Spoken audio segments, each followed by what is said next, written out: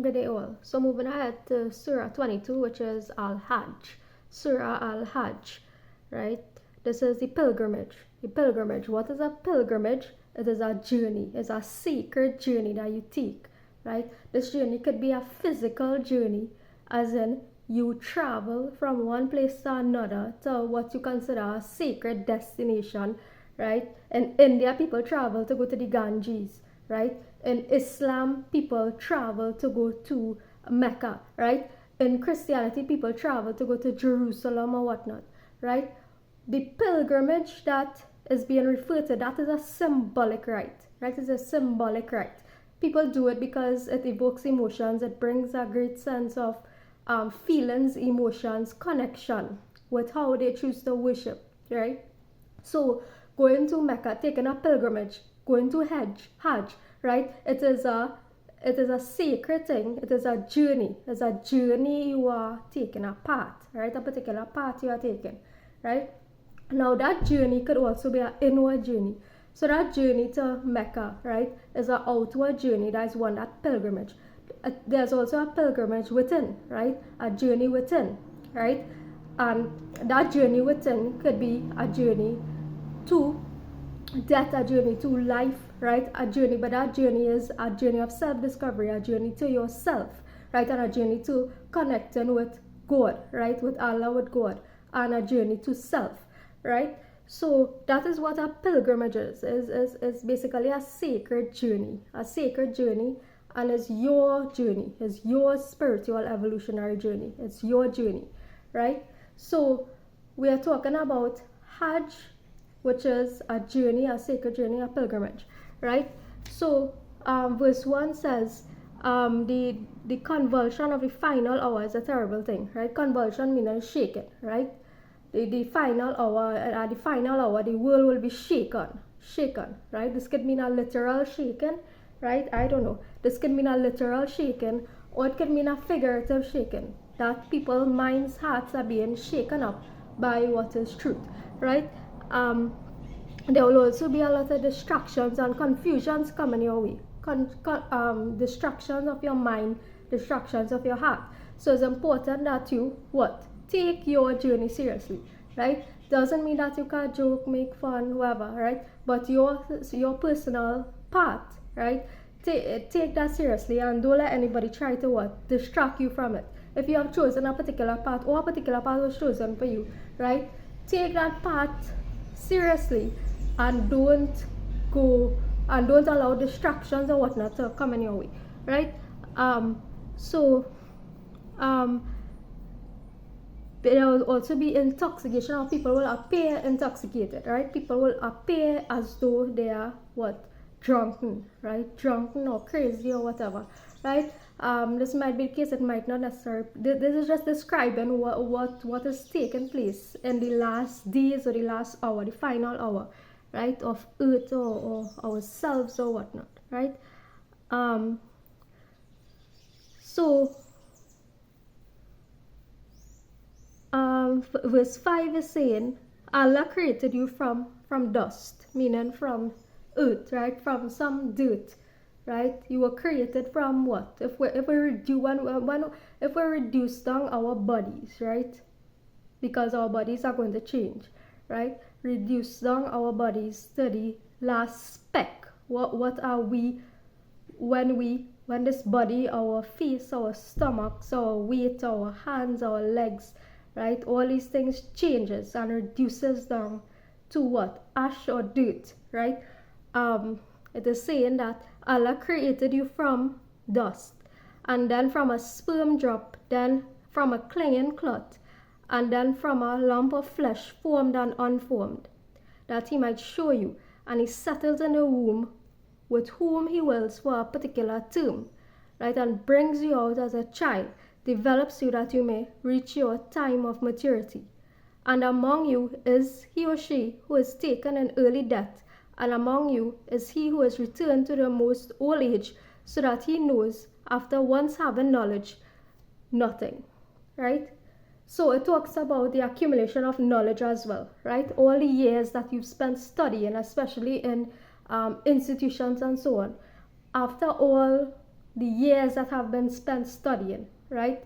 What is to become of it, right? So it talks about, the book talks about knowledge, right? Talks about knowledge and what is really useful knowledge versus non-useful knowledge. All the years that we've spent in institution gathering, accumulating knowledge, right? And what becomes the use of it, right?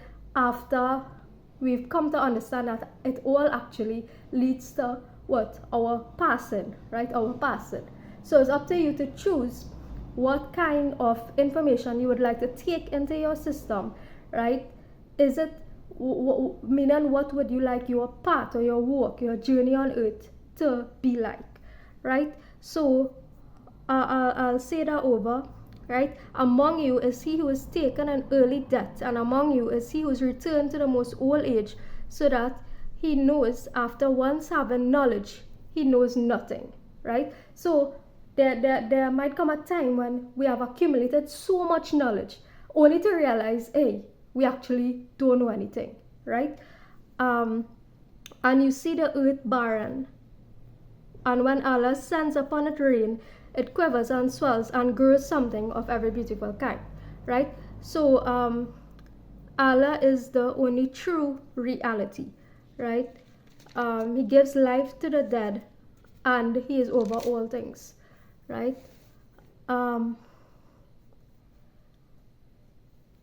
Right, so it talks about worshiping Allah on the edge, right? Meaning that if one is touched by good, he is reassured by it. But if it's struck by trial, turns to unbelief, right? So this is what we want to avoid, right? If you have, this is referring to your belief now, your belief in truth, your belief in Allah, right? Your belief in what is, right? It is talking about your faith, your belief, right?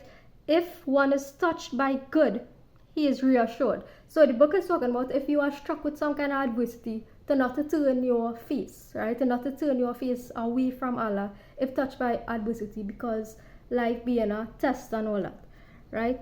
So maintain your certainty, avoid hypocrisy and heedlessness, right? This is what it means to stand firm in your belief, to have certainty, avoid hypocrisy and heedlessness, right? Whoever thinks, right, this verse 15 talks about how close a person is to Allah, right? How close a person is to Allah, right? Meaning that if a person is close to God or close to Allah, right, there is nobody who could actually come in the way of that, right? Nobody could come in the way of that journey, right? Your journey. Meaning that if you, by virtue of your righteous deeds and so on, and the path that you've taken, a person is close to Allah or close to God, right? There is nothing that could come in the way, right? There's nothing that could delay you, right? There's nothing that could delay your experience of what is to come, right? Of what is to come. Not even you, right? And if that's death, that's death. Right? Nothing could stop. If your appointed time is approaching, there is nothing that could stop it. Right? Your time might be delayed for a particular, your time for you to learn certain lessons, but then that's it. Right? So whoever think that Allah will not support him, right? People could do away with themselves, right? If once you are fighting in the cause of Allah, Allah will support you, and whoever refuses to acknowledge that's away with that, right? Do you not see that to Allah prostrates whatever is in the heavens and whatever is on the earth, and the sun and the moon, stars and the mountains and trees and moving creatures, and the many people, right? Prostrate to Allah, right? And this don't have to be a physical prostration, meaning you're bowing and whatever. It could just mean by virtue of your deeds, right? Do you not see? So you're talking about not also bowing to creation, right? So as I was supposed to mention that I actually gave up doing that Surah Namaskar exercise I was talking about in one of my videos previously, right? Because those prostrations are actually prostrating to creation, right? They are prostrating to creation as opposed to prostrating to creator, right? the positions and the prostrations, right? Yes, is the healthiest in form of exercise and so on, is actually beneficial in terms of exercising and so on, and all that, right? But in terms of spirituality, and if you've chosen a spiritual path, those positions and prostrations are actually prostrating to the sun, right? The sun, and if you read the translations of that and so on, is in bowing to one of God's creations and not the Creator itself, right? So right. So proclaim to the people the Hajj pilgrimage, right? So this is what I wanted to mention, which connects with my previous videos and all, and is talking about referring to when people say this comment about if you can afford it to go to Hajj, right? If you can afford it to go to Hajj, right? There are a lot of people, and people will tell you this on large platforms and so on, if you can afford it to go to Hajj, right? And this is reiterating my message about this distribution of wealth to ensure that Muslims of lower class actually have the resources to journey on this journey if that is their desire righteously, right? If that is their desire to go to this pilgrimage, right? To ensure that Muslims of the lower class, and there's a message to Muslims of the upper class, right? To ensure that Muslims of the lower class actually have the resources, so it does not become a dream, right? So they don't die without being a dream. Oh, if I could afford going to Hajj, right? If I could afford making this pilgrimage, right? So this is when they say proclaim to the people the Hajj pilgrimage, is to help people as well who have not made that pilgrimage financially, right? All $1 trillion people, right? To assist if it is that you know that there are people of a lower class who righteously have that desire to make that journey, right? To make that journey, to go to that site, right? You provide them with the resources to do so, right? Good.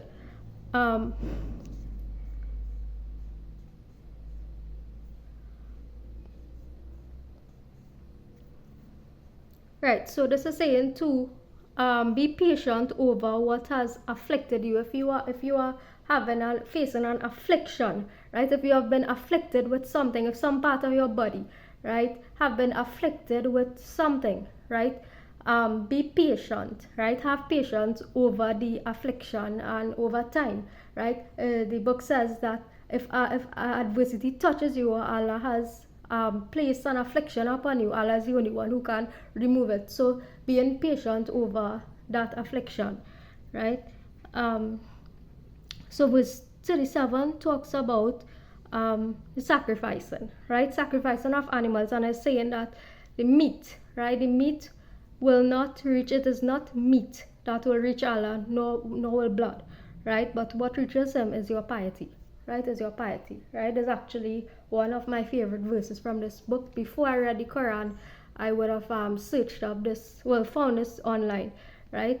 Before I could have read the book, or was allowed to read the book, right? So it talks about the meat of animals is not what would reach Allah, nor will their blood, but what reaches Allah is your righteousness, is your piety, right? Right, 39, verse 39 talks about who has the permission to fight, and the reality is that if you are being fought, right? If you are being fought on something, meaning that you are free to defend yourself, right? Self-defense. You are being fought, you are being fought on reading the knowledge, sharing the knowledge, whatnot. You are to respond, right? Like I said, it's not about turning the other cheek, right? You are being fought on a matter for no reason at all. You are being fought on a matter. You are, especially a matter like this, you are to respond to it and fight back in return, right? Fight against whatever it is those forces are, right, that are fighting you in the completion of this, right? Right, so Allah will support you, right, for those who support his cause, right? 46 says, it is indeed it is not eyes that are blinded, but what? Hearts, right? It is not people's eyes that are blinded, but it's their hearts, right? So 52 talks about um, the dark forces of the world training misunderstandings, right? And like I was saying, which is why I do agree with books word for word, right? Because in every book there is some kind of, in every revelation or book, right, there is scripture, there is some form of what, um, twisted words or misunderstandings of certain verses, right? Misunderstandings or forces that intrude on certain revelations, right? So it is to abolish that which is thrown in by the forces of the world, those forces of the world, and make precise the verses of Allah, right? Allah is a guide to who have believed in the straight path, right? Those who have emigrated for the cause of Allah, or who were killed or died, right? You will have a great reward, or killed or died in any path, right? Um, right. 63 says that Allah is subtle and aware. So sometimes you won't really see outward sign or outward anything, right? But you will perceive through your spiritual perception, you will perceive certain things. You will perceive um, different subtle, very, very subtle things, right? You will perceive very, very subtle things in your connection with God and so on, right? So God will show you certain things to reveal His subtlety, right? To reveal His closeness to you. You will be shown certain things, right? That only you might be able to relate to. Certain things that might be revealed to only you, right? Right, it said those you invoke besides Allah will never create as much as a fly, right? Even if they gather together for that purpose, right? Weak are the pursuer and the pursued, right? So again, I was talking about, now I mentioned this in a previous video, right? You invoke others other than Allah, but those that you invoke, meaning idols, right? Meaning things or people you see as idols, whether it be in the industries or whether it be in religion, right? Things that you invoke as idols, right? Create nothing, right?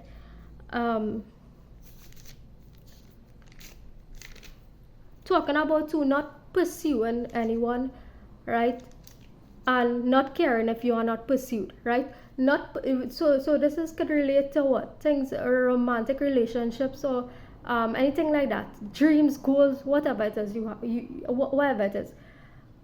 Not pursuing necessarily anything, and this is a message for those who are on this path, right? So not necessarily pursuing anything, meaning that whatever it is, whatever the outcome of your duty is, it is, right? And not caring about being pursued either, right? Not pursuing anything and not caring about being pursued in return. Weak are the pursuer and the pursued, right? Strive for Allah with the striving due towards Allah, right? Allah has chosen you and placed you upon and not placed upon you in the religion any difficulty, right? So Allah has chosen you, given you ease, and not placed upon your path much difficulty, right? Allah is your protector, and excellent is the protector and helpers, right? So have a good day, everybody.